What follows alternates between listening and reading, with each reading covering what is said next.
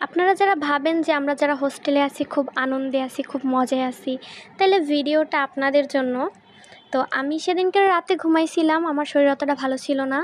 তো আমার এক রুমমেট এটা খেয়াল করছে। তো অন্য 2 রুমমেট যখন জোরে কথা বলতেছিল তখন ওদের বারণ করছে যে, "এত জোরে কথা বলিস না, জান্নাত তো ঘুমাইছে, ওর মনে হয় শরীর ভালো না।" তো আমি এটা শুনছি, আমার শুনে অনেক ভালো লাগছে যে আমার রুমমেট আমাকে অনেক ভালোবাসছে।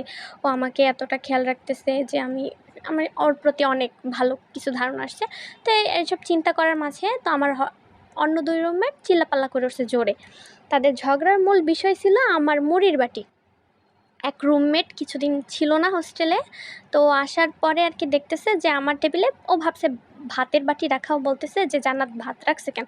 তো অন্য আরেকজন জিজ্ঞেস বলতেছে যে, "ভাত না, ওখানে মুড়ি রাখছে।" এখন কয়, "তুই আমার সাথে ফাইজলামি করস? মুড়ি রাখছে আমি দেখি না চোখে?" পরে কথাবার্তা বলার পর কইছে, "দেখ তুই, ওখানে মুড়িই রাখা।" পরে দেখছে যে আসলেই মুড়ি। পরে তারা এখন ও জিজ্ঞেস করছে কখন রাখছে বা খায় নাই কেন?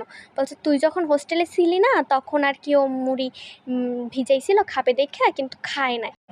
পরে তারা গবেষণা করে জানতে পারছে যে আমি মুড়ি আরও 10-12 দিন আগে ভিজাইছিলাম।